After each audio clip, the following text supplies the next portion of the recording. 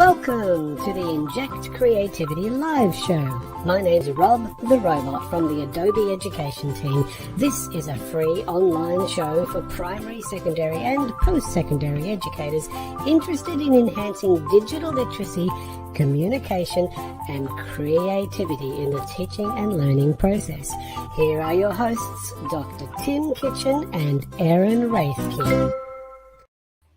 Thanks, Rob. Welcome to Inject Creativity Live, a show based on encouraging creativity in all curriculum areas with the help of Adobe tools. Welcome, Erin.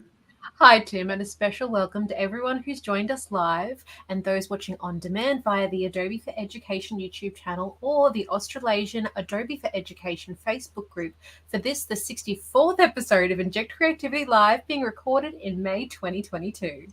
For those of you who are with us live, we do encourage you to say hi in the chat, share where you're from, and add comments as well as we go throughout the show. Let's start this episode with an acknowledgement of country. We respect and honour all Indigenous people from the lands we reach out to during this event. We acknowledge their stories, traditions and living cultures. We acknowledge them as the first educators and the first creatives, and we commit to building a brighter future together. Well, I'm coming to you from Wurundjeri land in the Kulin Nation, otherwise known as Melbourne, Victoria, Australia. And I'm coming to you from the country of the Jagera, Yugara and Ngurrupul people from around the area otherwise known as Brisbane, Queensland, Australia. Our usual techie whiz Jerry Wong is busy travelling at the moment, so won't be able to join us. But I would like to welcome to the show Adobe Creative Educator Andy Hare from Victoria. I'm just going to bring him up on, there we go, he's up on the stage now. And he's going to be helping us with the slides and the banners and doing all those sort of techie things as well. Welcome, Andy. Hi, everyone. It's great to be with you and have this opportunity to appear on the show live today. Thanks, Andy, for helping us out. We'll soon be hearing about a great set of exciting resources you created during COVID lockdowns.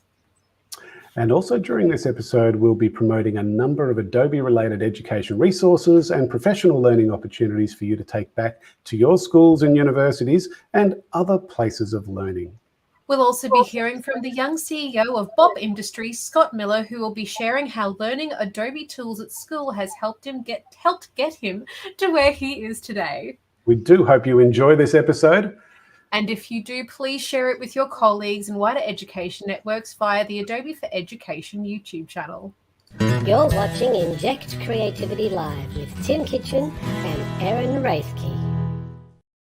All right, I'm going to share my screen because I've got a quick little demo to give you that relates to Adobe Express, one of my favorite Adobe applications. Well, it's a whole set of applications, isn't it, Aaron? Adobe Express. It is a totally growing suite, actually, at the moment. There's so many things that you can do now that, you know, we would have only dreamed about 18 months ago. Well, what I'm going to quickly show you now is another one of those amazing quick actions. And I'll bring up my little pointer so you can see exactly where I am talking about. And we're looking at this section here. As soon as you log in, it comes up straight away, try a quick action. And the one we're going to look at for this episode is to resize an image. So what I'm going to do is I'm going to go to find an image that I've pre-prepared for you. It's actually the Inject Creativity Live Show logo. And I've got it sitting here in a folder. And I'm literally just going to grab this PNG file and I'm going to drag it. Well, I've got to open up resize image first, of course. When I do that, we've got this little section here that says drag and drop an image. So now I'm going to grab the image and drag it into that section. And I've got a whole range of choices here. I could resize it for Instagram, for Facebook, Twitter, all the socials are there. Otherwise, I can scroll down to standard, and there's a bunch of standard sizes I could work with. Or if I want to, I can custom size it. So that's what I'm going to do right now. I'm going to make this, say, instead of 1,459 pixels, which is, you know, quite large, I'm going to make it 300 pixels. And if I click away from that, it automatically changes the height. Excellent. Really preserving the aspect ratio is so important because we don't want things getting chopped, do we? Especially when there's writing. And then when I click download, it's now given me a much smaller version of that same image. So if I jump back to my Finder and go to my downloads, there it is sitting there as a much smaller file. It's only 79 kilobytes. That'll load in a fraction of a second on an online tool, other than the original one, which was 781 kilobytes, which is, could slow things down in your online system. So that's one way of compressing and resizing an image ready so you can use it online or share it any way you particularly want to. What do you think of that, Erin?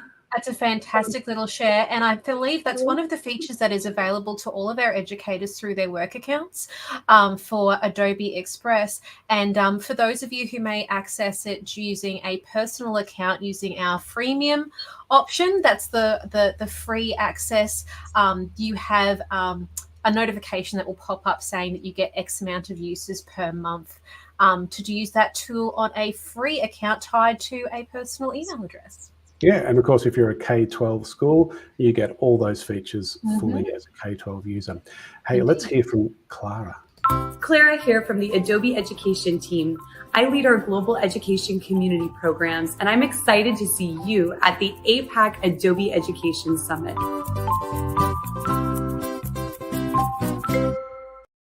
Thank you, Clara, for promoting our summit. The 2022 APAC Adobe Education Summit is happening on Wednesday, the 28th of September. Tim explains more in this clip. Hi folks, the 2022 APAC Adobe Education Summit is being held on Wednesday, the 28th of September, which is a school holiday period for most of you.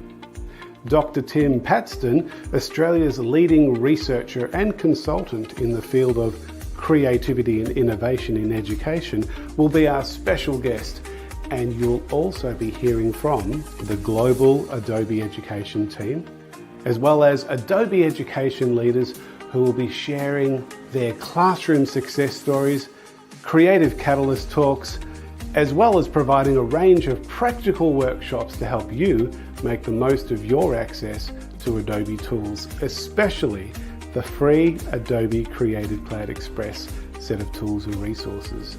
Register via adobe.ly/apac-edu-summit22 or scan this QR code. We are looking forward to sharing with you and your colleagues at the 2022 APAC Adobe Education Summit. Well, before you come to the summit this year, I'm going to encourage those of you who are living in Australia to go to SBS On Demand and look up the show Finding Creativity. One of the main stars of this amazing documentary on creativity is our keynote presenter for the summit, Dr. Tim Paxton, who, as Tim mentioned in the clip we have just seen, is Australia's leading researcher in the area of creativity and innovation. As educators, it's so important for us to keep learning about the importance of creativity and how we should foster it in all curriculum areas.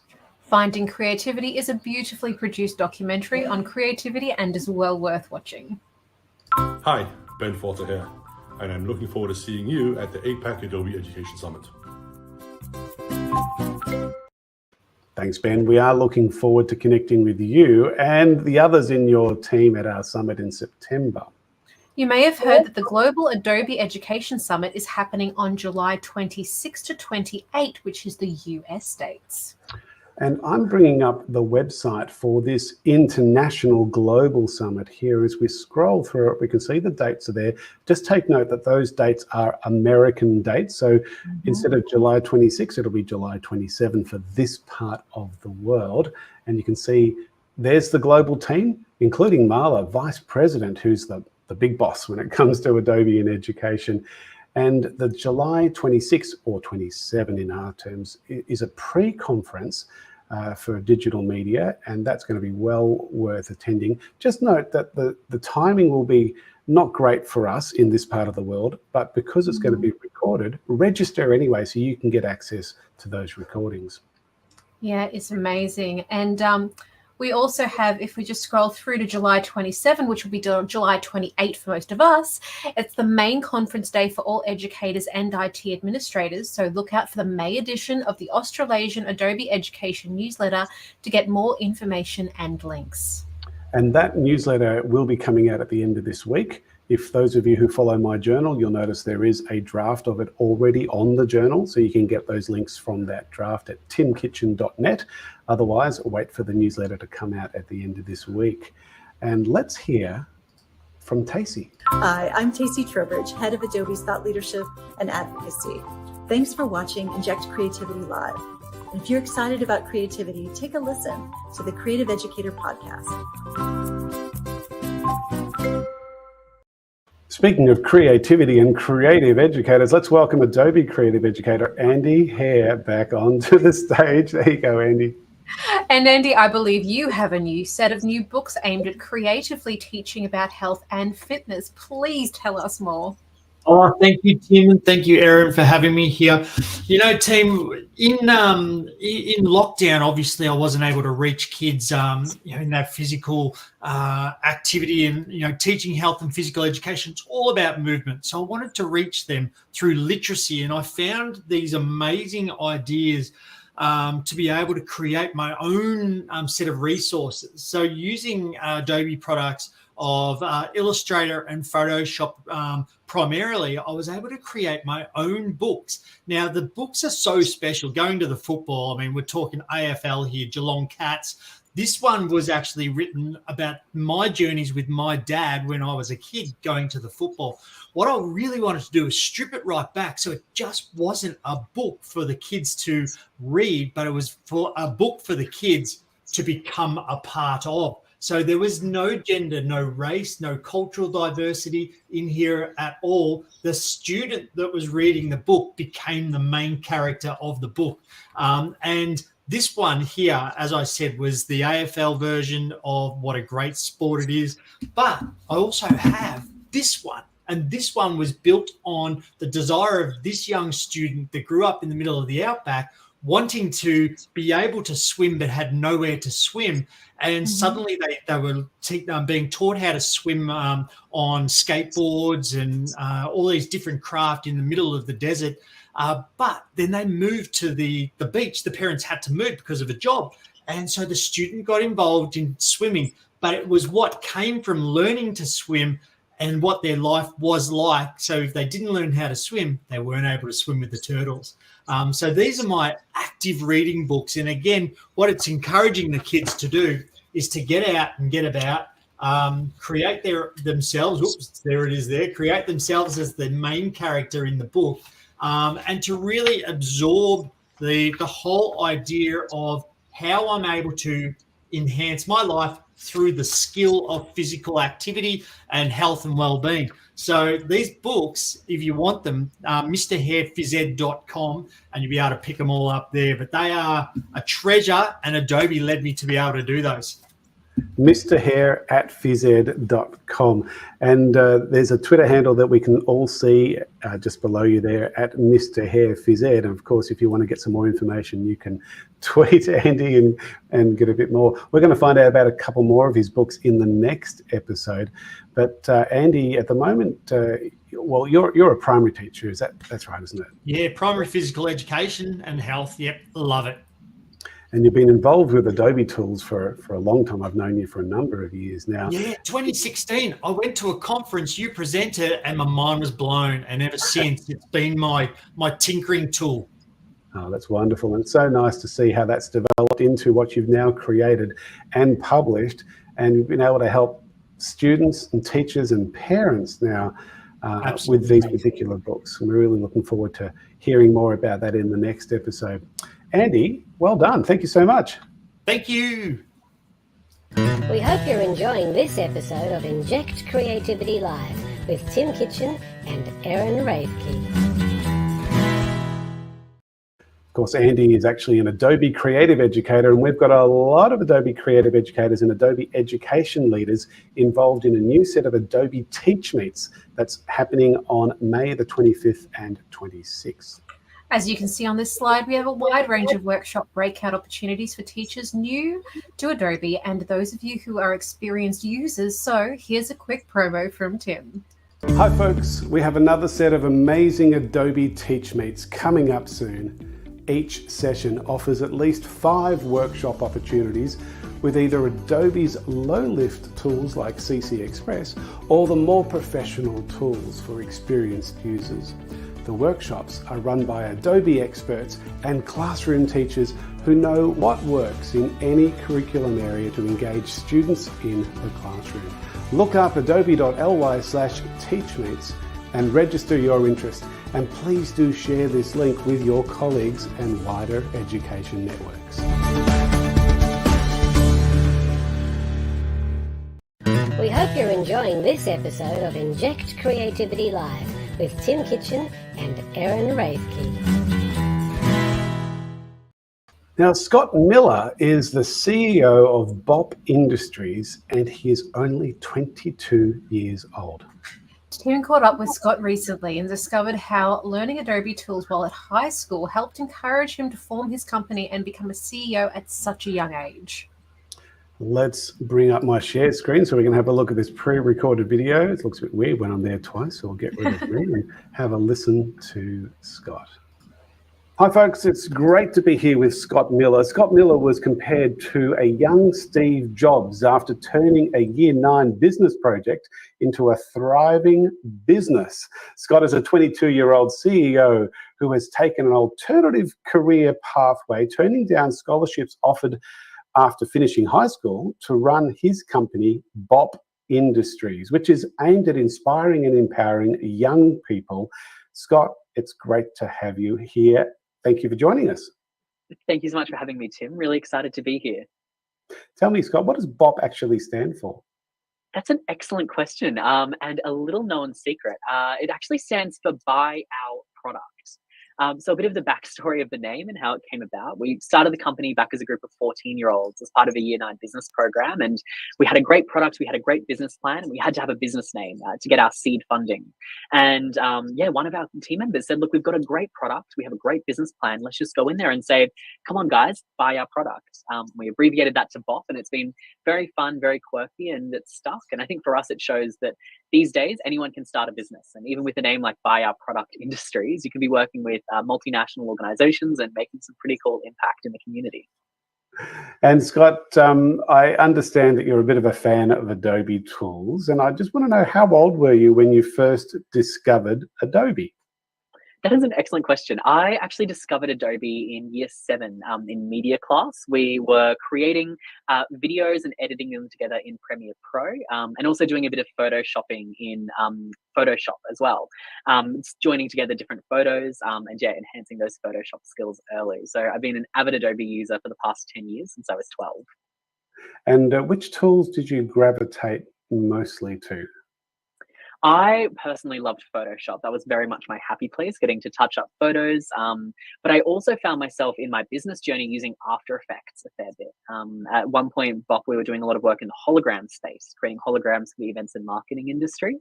And we used to create these hologram units, but all of our content was made in After Effects, where you could have a hologram of a car spinning around, changing color, changing shape, getting pulled apart and put back together. We would have people and keynote speakers presenting via a hologram, and all sorts of products floating in the holograms as well. So all of those creations were made in After Effects. So I spent a lot of time in After Effects and loved using it. Wow. I mean, After Effects is a pretty full-on application. You were in high school. Was it being taught at the school, or how did you actually learn the tools? Yeah, so I was having it taught at school, but it was only taught for our media students. And whilst I wasn't studying media at the time, I had a few friends that took the media subject. So I would always corner them in the media rooms at morning tea and lunch and have them run me through the basics to sort of get my head around how the platform worked. And I had some really generous media teachers that taught me the ins and outs of the platform. But then a lot of it was just YouTube tutorials. I am very much of that generation that isn't afraid to type a question into Google and see what pops up. And I spent many hours at night fiddling around with YouTube tutorials and just learning new features of the platform. But I found it was one that was really intuitive, really easy to pick up. And it was something that I was always learning a new feature every day. But because of that, I think always improving my craft and improving the output that we were creating. Wow. So you were networking and collaborating at a very young age, developing all the skills that no doubt are very important to you right now. So tell me, in what ways have the use of Adobe applications actually influenced what you're currently doing? Yeah, I think Adobe applications have been really core to our business as we've continued growing it. I mean, for myself, like I've been using Creative Cloud since I was in high school, and I've always had a Creative Cloud student license all the way through high school. And I think because of that, I was able to develop really polished promotional materials for my business, which was really key. I mean, I initially started selling keyrings at local markets and then started selling online on platforms like eBay and Etsy. And I didn't have a lot of money, I didn't have a lot of time. So I used to take these photos with just a piece of Perspex against a piece of white Perspex against my white wall. And I'd have a little keyring, is what we were selling at the time, sitting on that Perspex. And I'd take that on my, I think, iPhone 4, iPhone 5 at the time. And then I'd be able to pull those photos into Photoshop and start touching it up and making sure it looked really schmick and really really polished as we uploaded it to eBay and Etsy. And I think because of that, we were able to scale quite quickly, but be able to showcase a really high quality product, where by the time I was 15, 16 years old, we had multinational organizations and large corporates reaching out wanting to place bulk orders with us because they had just found it on Etsy, were really impressed, and then would want to order 1,000, 2,000, even 5,000 units at a time, which as a high school student was pretty great pocket money. That's amazing. So entrepreneurial at such a young age. And look at you now, you're still at a young age and you're still being entrepreneurial, and who knows where you're going to end up. A great example of someone who has turned their passion into a job while still at school, using the tools that are around them, which is amazing. So Scott, final question from me is, what projects do you have currently happening at the moment that you think teachers and students should know about? Absolutely. That's a great question, Tim. And I think for us, what we're really passionate about in the education space is showing young people that your age, your postcode, and your skill set shouldn't be a barrier to you building a business, working with technology, getting a head start in the industry, or making a difference in your community. So for us at BOP, we work with schools across the country and across the Asia Pacific, delivering programs and working on projects around entrepreneurship, innovation, and STEM. Very much those 21st century skills geared towards the future of work. But I think the thing I'm most excited about is our upcoming Innovation in Education festivals. Now, these are taking place in Perth and Brisbane throughout the year, with online options as well. So if you're tuning in from around the world, you're more than welcome to get an online ticket. And I think for us, it's going to be 2 action-packed days of industry leaders, young leaders, and real innovators coming together to share the amazing work happening in industry, in education, and looking at what does this mean for our next generation, and what might our schools look like in 10, 20, 30 years' time, and how can innovative educators across the country and around the world continue to create opportunities for their young people to make a difference and bring their passions to life and turn them into viable career pathways. So I definitely recommend checking out the Innovation in Education Festival. If you just Google Innovation in Education Festival, it should pop up and you'll be able to find out more there. That's wonderful, Scott. I hope it goes really well. As you were talking, I was thinking about Professor Yong Zhao from the University of Oregon, who's actually written 7 books on the importance of encouraging young people to think entrepreneurially while they're still at school. And you're a fantastic example. He would be so proud of the work that you're doing and the work that you're doing to encourage young people to think the same way. So thank you for all the work. Oh, thank you so much. I think it's such an exciting time to be a young person entering the workforce these days. I know we hear so often about robots taking our jobs and automation and all of these scary things that come with the future of work. But I think from my perspective, the future of work is so bright for Generation Z and Generation Alpha. There's so many opportunities, and there's so many opportunities for young people to really make a change and make a difference and be that change they want to see in the world. So I know I'm incredibly passionate about showing young people how they can do that and helping them develop the skills and tools they need to be able to make that difference. Well, Scott, it has been an absolute pleasure to have this conversation with you, and I hope we've inspired a number of teachers and therefore students to do likewise, and who knows what other students might be able to create their own businesses in the future while they're still at school. Scott, thanks for your time. Thanks so much, Tim. Have a wonderful afternoon. Hi, Rebecca Hare here from the ACE course on the Education Exchange. Thank you for watching Inject Creativity Live. If you haven't taken the ACE course yet, definitely go to the Education Exchange and sign up, and I'll see you there.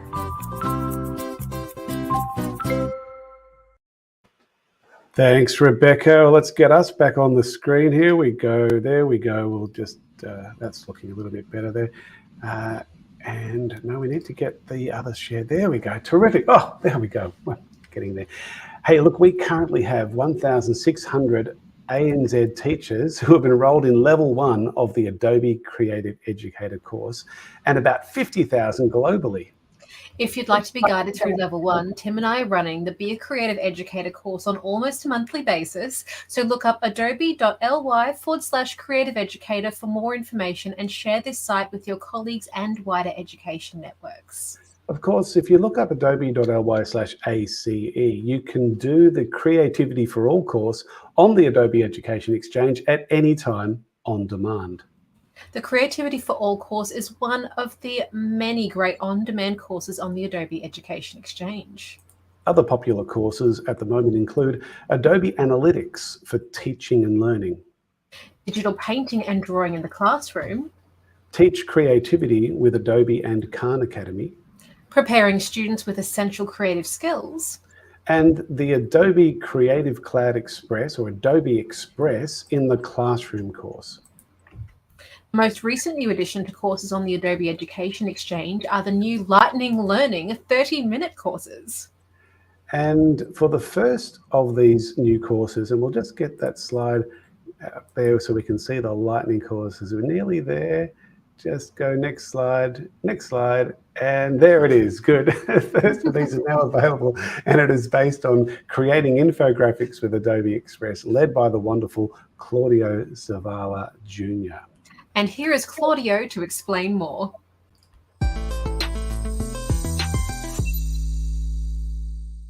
Want to help your students learn complex information?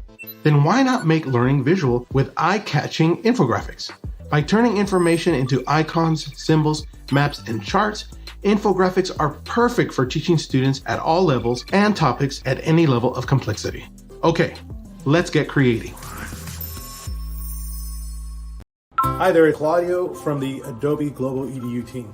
Thanks for watching Inject Creativity Live. If you haven't already, join the Adobe Creative Educator program. Another new initiative on the Adobe Education Exchange is the Ocean Toolkit. We'll just jump to that slide. There we go. There it is. We only have one ocean and one chance to take care of it. The UN's ocean literacy principles are a great starting point for students to learn about ocean conservation. The Ocean Toolkit is a teaching resource that helps students understand the importance of the ocean through creative imagery and gives them a chance to create their artwork to support ocean conservation. Look up Ocean Toolkit on the Adobe Education Exchange to find out more. Hello, welcome from Adobe's Global Education team, and thanks for watching Inject Creativity Live. If you're looking for more inspiration, learning, or resources, come join us at the Adobe Education Exchange at edx.adobe.com. If you are on Facebook and you're not already a member of the Australasian Adobe Education Community Facebook group, please join via facebook.com/groups/AUSAEL.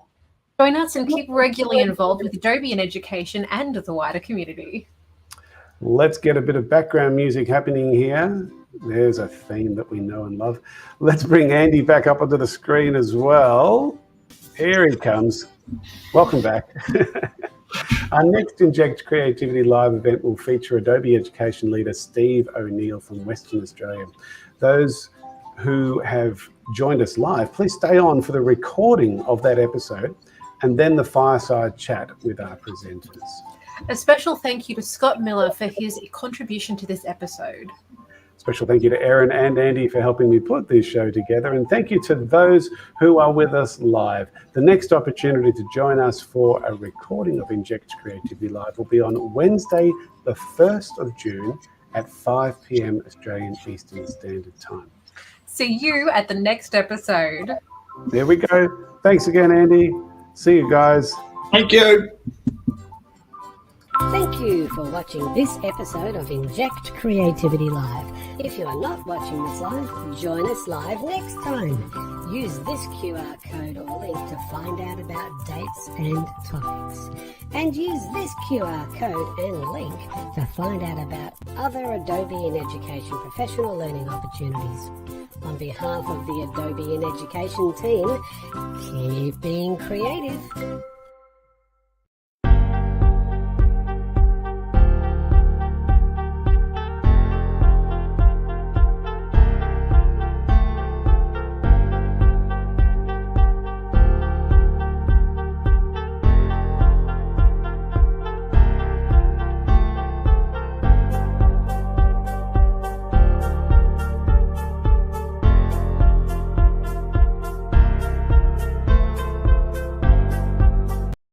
Welcome to the Inject Creativity Live Show.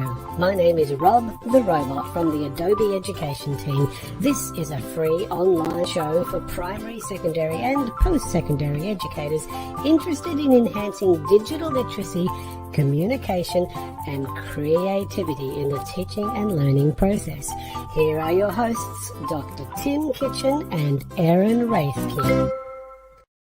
Thanks, Rob. Welcome to Inject Creativity Live, a show based on creativity for all in education with a focus on Adobe tools and resources. Welcome, Aaron.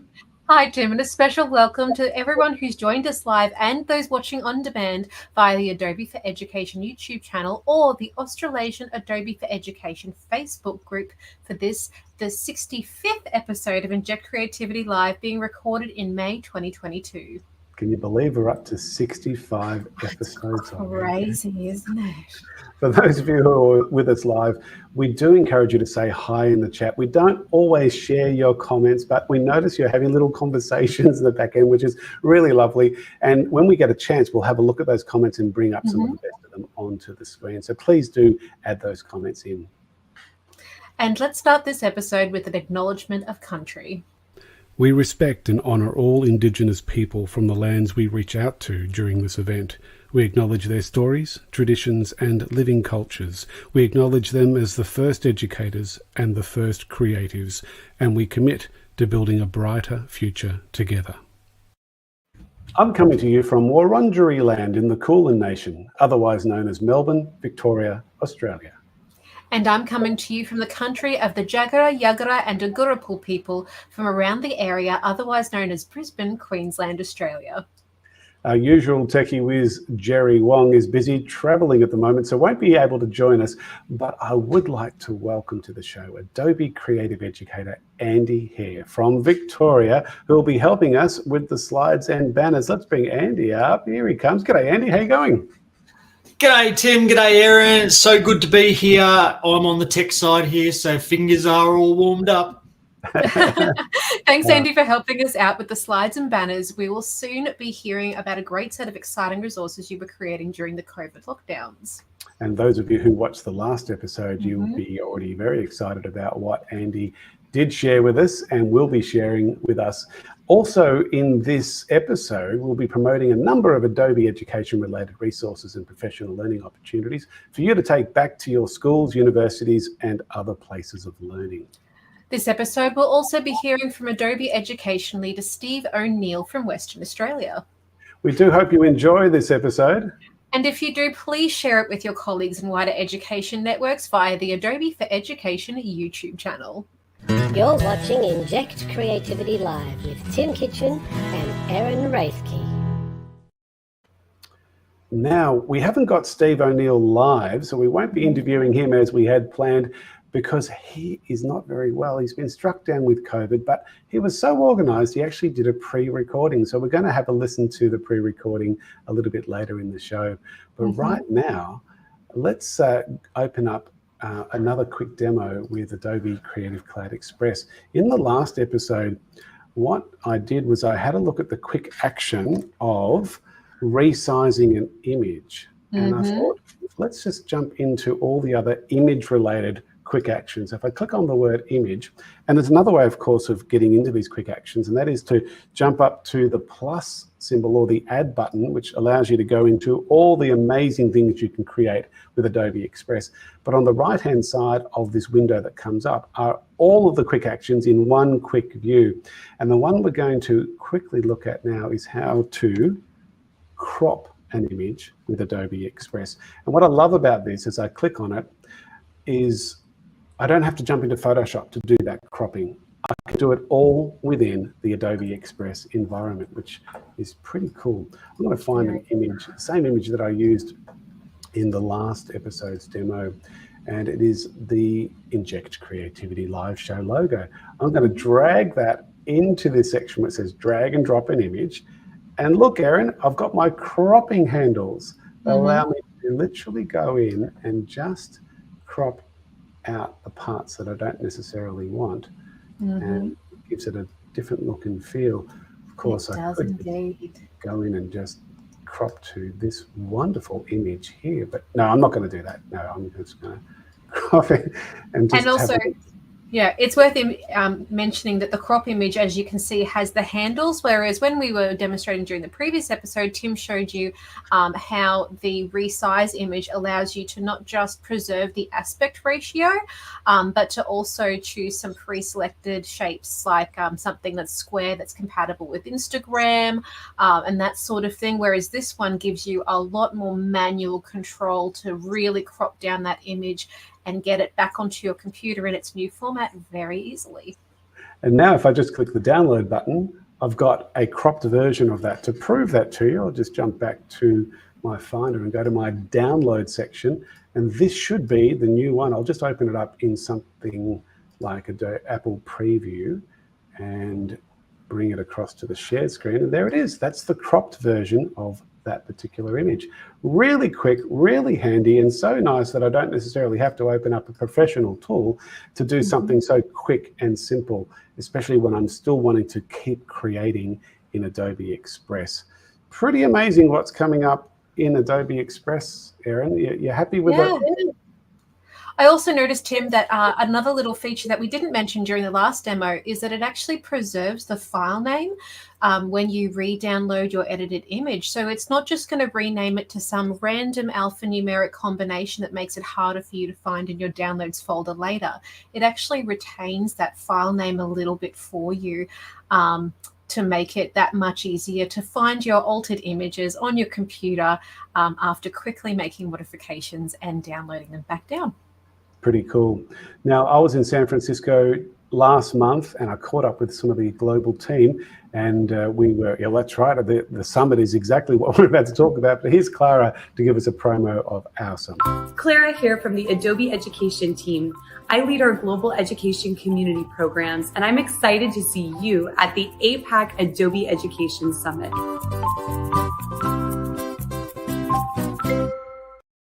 Thank you, Clara. And it was lovely to catch up with Clara and Ben and Tanya and Rebecca and all of the global education team. I'm not going to mention them all now, but we have got our summit coming up where the global team are going to be part of it too. So you're going to connect with them on Wednesday, the 28th of September, which is a school holiday period for most of you in Australia. And Tim explains more in this clip. Hi folks, the 2022 APAC Adobe Education Summit is being held on Wednesday, the 28th of September, which is a school holiday period for most of you. Dr. Tim Paxton, Australia's leading researcher and consultant in the field of creativity and innovation in education, will be our special guest, and you'll also be hearing from the global Adobe Education team, as well as Adobe Education leaders who will be sharing their classroom success stories, creative catalyst talks, as well as providing a range of practical workshops to help you make the most of your access to Adobe tools, especially the free Adobe Creative Cloud Express set of tools and resources. Register via adobe.ly/apac-edu-summit22 or scan this QR code. We are looking forward to sharing with you and your colleagues at the 2022 APAC Adobe Education Summit. Well, Andy's back with us. How are you, sir? I am very relaxed, but very excited too, to Tim and Erin. Now, in the last episode, Andy shared with us some of the resources he made during COVID lockdowns to help teach health and physical education. And I love the spin you've put on the students putting themselves into the story. So please tell us a bit more. Well, we all know that education is about individual ownership, and so the books that I had written were all about trying to answer a problem for a particular child. So this one I loved. This one, believe it or not, this one was about a young child and myself, and we went to dance camp together. But it was, I knew I loved music, and the idea was that by bit, I was able to learn how to dance and meet up and socialize with different people. So, you know, this is a great example here. I'm able to dance in my classroom. But as I said in the last one, I've left out the character because the character is you, the child, or the adult, if you like.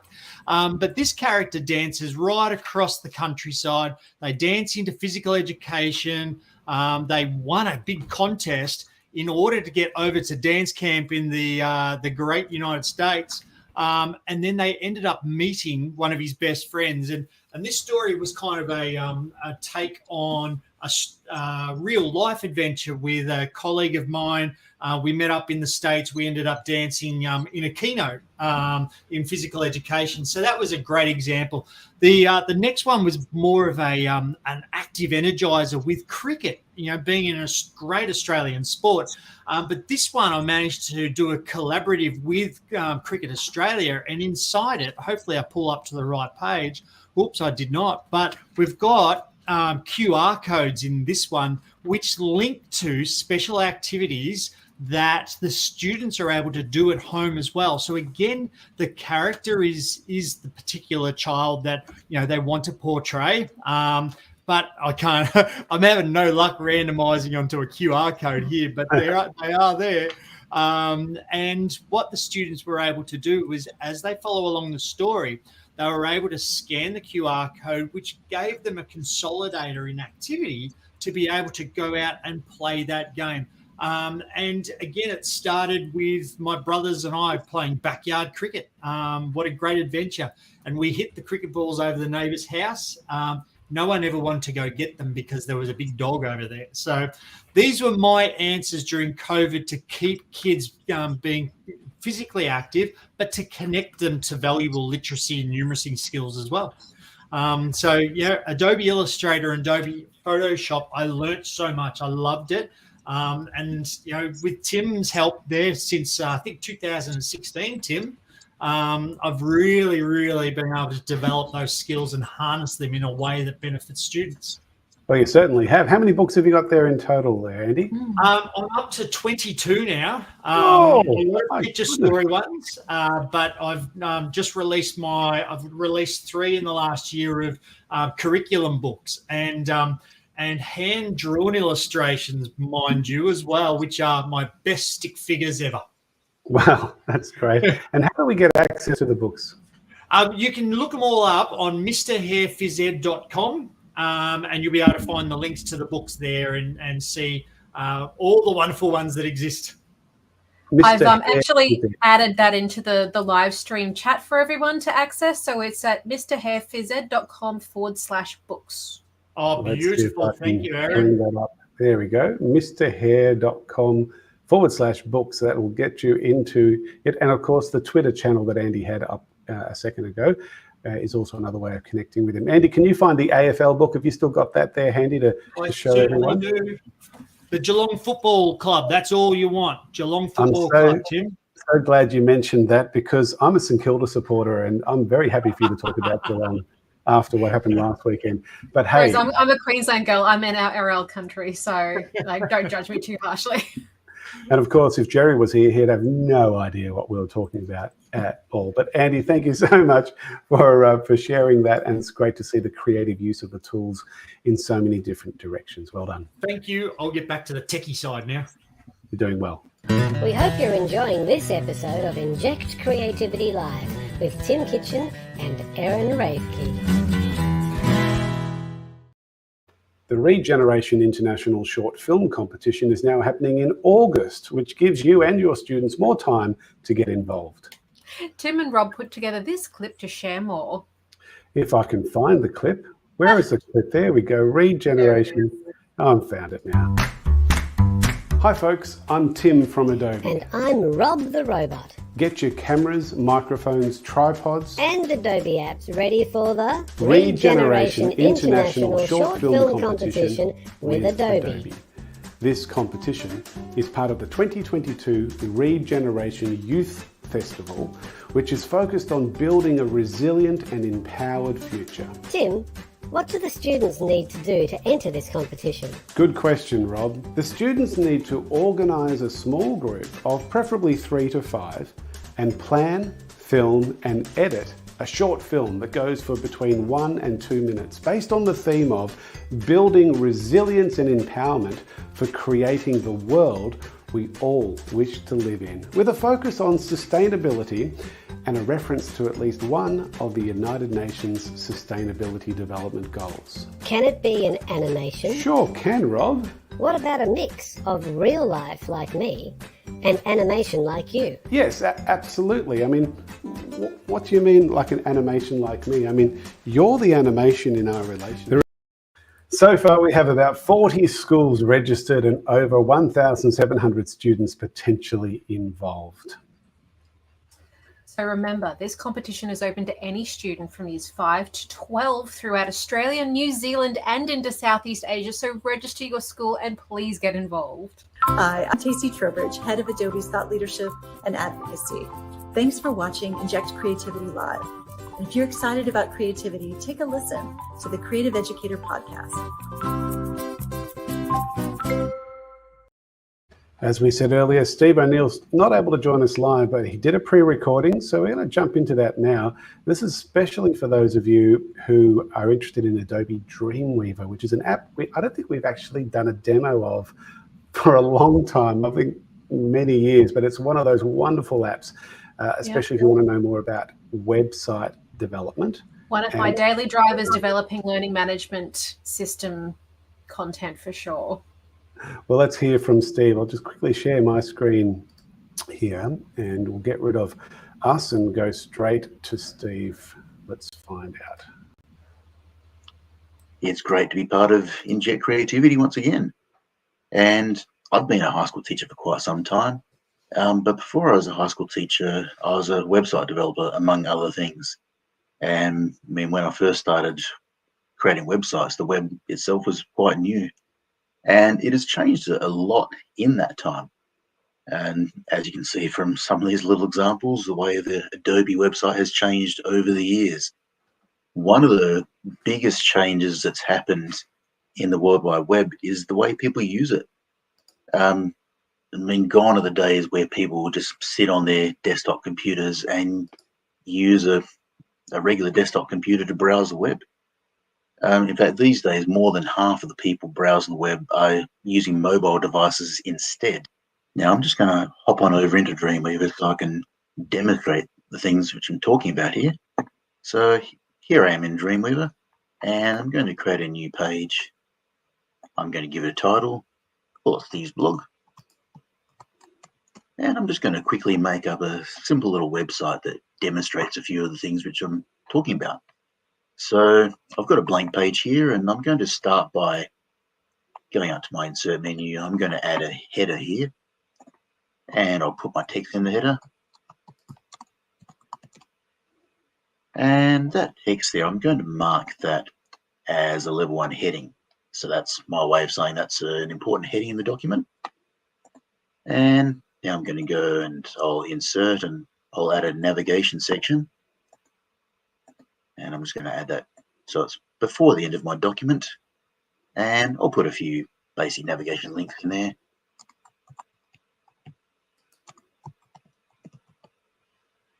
And I'll put each of those on a different line. And I'll make those into a bulleted list, or what's known in website design as an unordered list, because, well, can't call it the obvious thing, can we? And I'm also going to add an article section. So I'll drop in an article there. And I'll put in a bit of a section heading. And I'll put in a couple of subheadings as well.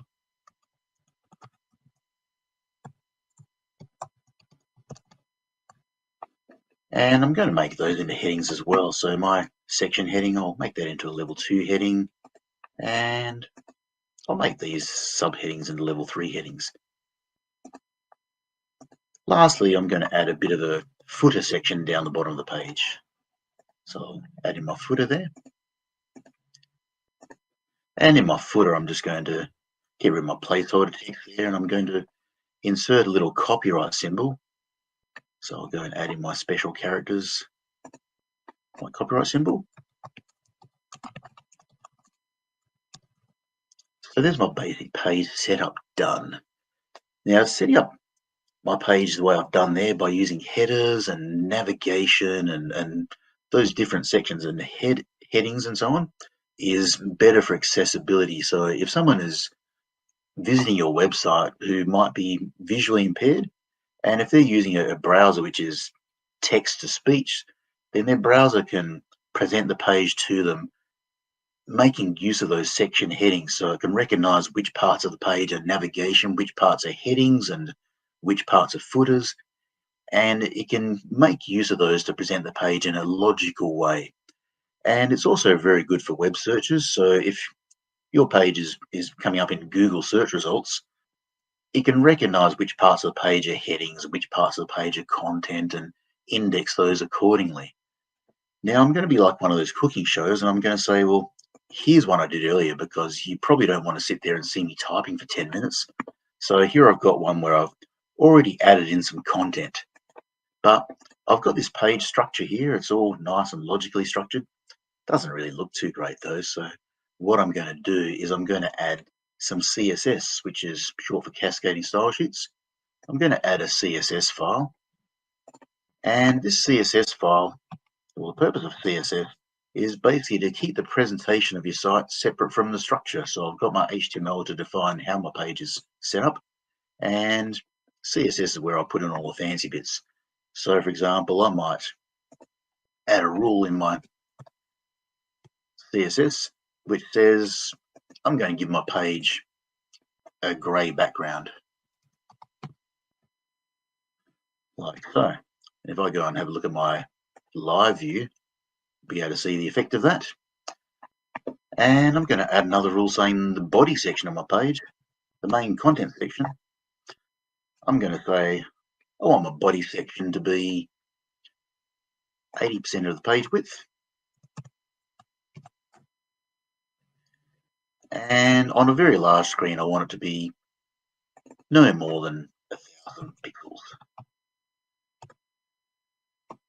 And I want the background section of that to be white.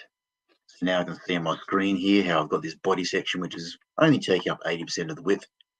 And I'm also going to put in little rules saying I want it to have no margin in the top and bottom, but I want the margin on left and right to be nice and evenly distributed. So that makes my page nicely centered.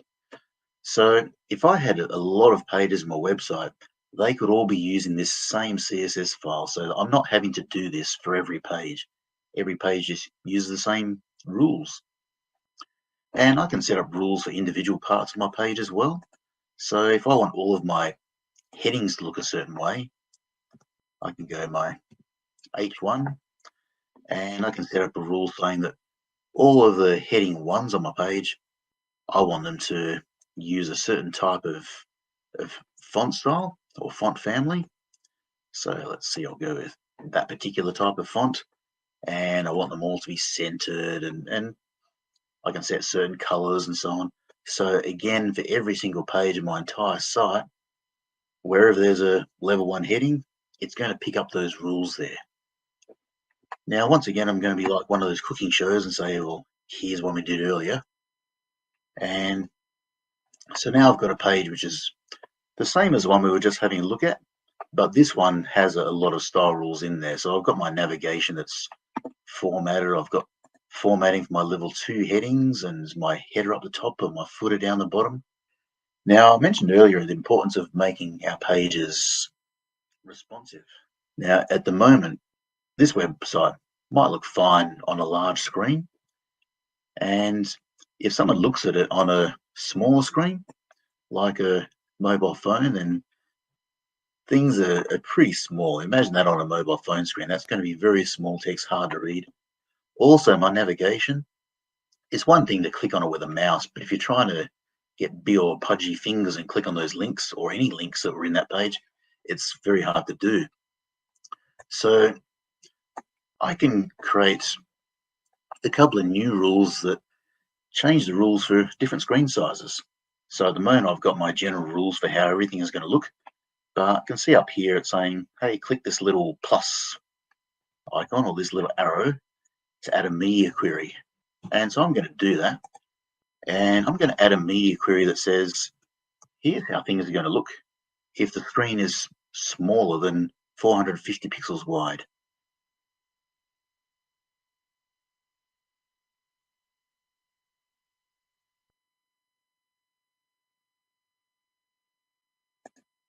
So now I've got this new set of rules, and currently I'm saying my page is only going to take up 80% of the page width. But on smaller screens, I probably don't really want that. I want it to take up the whole page width. So I'm going to create a rule there saying that it's going to be 100% of the page width.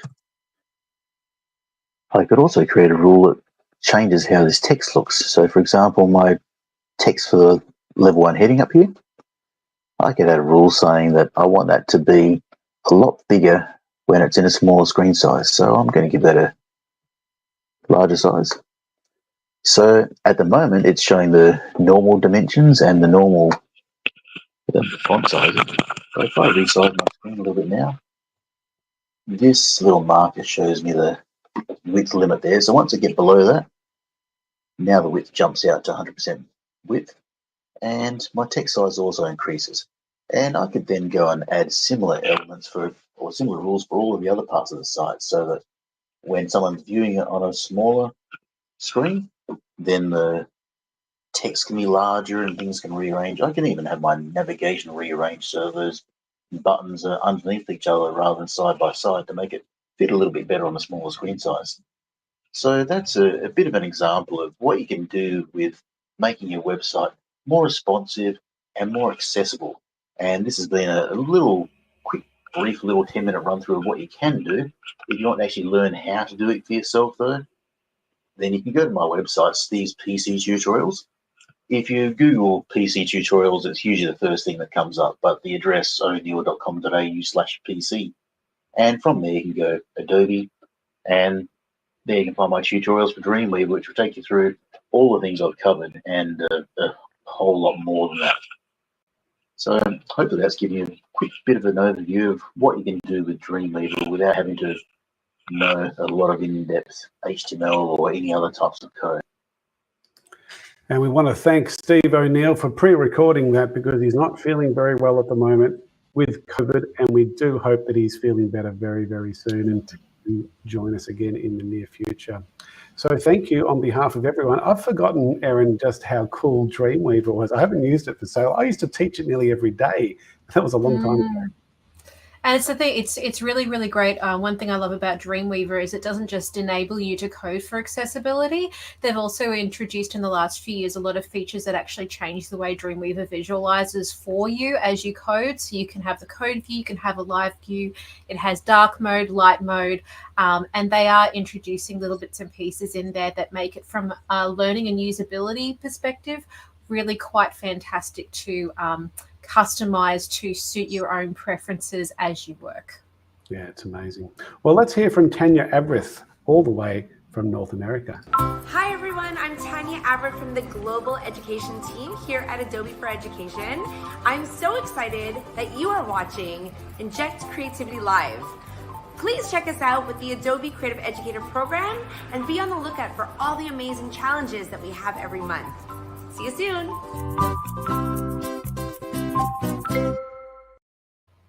Well, the new set of Adobe Teach Meets is happening on May 25 and 26. And here's a quick Teach Meets promo from Tim. Hi folks, we have another set of amazing Adobe Teach Meets coming up soon. Each session offers at least 5 workshop opportunities with either Adobe's low-lift tools like CC Express or the more professional tools for experienced users. The workshops are run by Adobe experts and classroom teachers who know what works in any curriculum area to engage students in the classroom. Look up adobe.ly/teachmeets and register your interest. And please do share this link with your colleagues and wider education networks. Hi, Rebecca Hare here from the ACE course on the Education Exchange. Thank you for watching Inject Creativity Live. If you haven't taken the ACE course yet, definitely go to the Education Exchange and sign up, and I'll see you there. If you're on Facebook and you're not already a member of the Australasian Adobe Education Community Facebook group, please join via facebook.com/groups/AUSAEL. Join us and keep regularly involved with Adobe in education and the wider community. Let's bring Andy back up onto the stage. Here we go. Thanks again, Andy, for being part of this. Thank you. Adobe Education leader Juliet Bentley from Brisbane will be joining us for episodes 66 and 67. And young filmmaker Blake Wilton will be joining us for episode 67 as well to share how learning Adobe tools in high school, a bit like Scott Miller too, has really helped him to stimulate and start his amazing career. So many good news stories. So for those watching us live, get ready to move to adobe.ly/edu-meet-APAC for our brief fireside chat. Special thank you to Andy and to Erin for helping to put this show together. And a special thank you to Steve O'Neill for his contribution to this episode. And just before we have Rob signing us off, Andy, any last minute comments from you? It's an absolute pleasure being here with yourself and Erin, Tim. Amazing to see how much knowledge you have in all of this, and to our special guests as well. Wow, head blown. Good on you, Andy. We really appreciate the work that you put into this. So saying goodbye now, and we'll see you hopefully at our next live recording. All the very best, everyone. Bye for now. Thank you for watching this episode of Inject Creativity Live. For those who are watching live, join us now via adobe.ly/edu-meet-APAC for an informal, non-recorded fireside chat to meet and interact with our presenters and other audience members. During this informal chat, you will be able to complete the feedback form and apply for a professional development certificate. If you are not watching this live, join us live next time. Use this QR code or link to find out about dates and topics. And use this QR code and link to find out about other Adobe in Education professional learning opportunities. On behalf of the Adobe in Education team, keep being creative.